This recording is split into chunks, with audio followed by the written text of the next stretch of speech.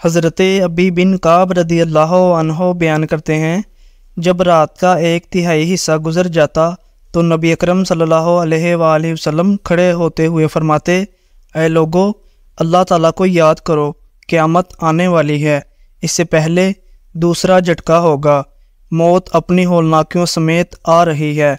میں نے عرض کی، یا رسول اللہ صلی اللہ علیہ وآلہ وسلم، میں آپ پر باکثرت درود بھیجتا ہوں، میں آپ پر کتنا درود بھیجا کروں؟ نبی اکرم صلی اللہ علیہ وآلہ وسلم نے فرمایا، تم جتنا چاہو۔ میں نے عرض کی، اپنے وظائف کے اوقات میں سے 1/4 بھیج دیا کروں؟ آپ صلی اللہ علیہ وآلہ وسلم نے فرمایا، جو تم چاہو، لیکن اگر تم زیادہ کر لو تو یہ تمہارے لیے زیادہ بہتر ہے۔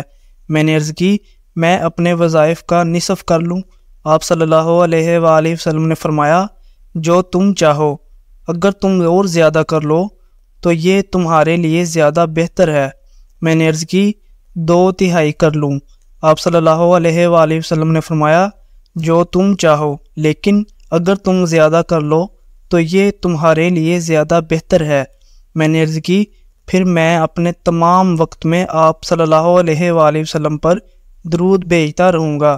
نبی اکرم صلی اللہ علیہ وآلہ وسلم نے فرمایا، اس صورت میں یہ تمہاری ضروریات کے لیے کافی ہوگا اور تمہارے گناہوں کو بخش دیا جائے گا۔ اس حدیث کو امام ترمذی رحمۃ اللہ علیہ نے روایت کیا ہے۔ وہ فرماتے ہیں، یہ حدیث حسن ہے۔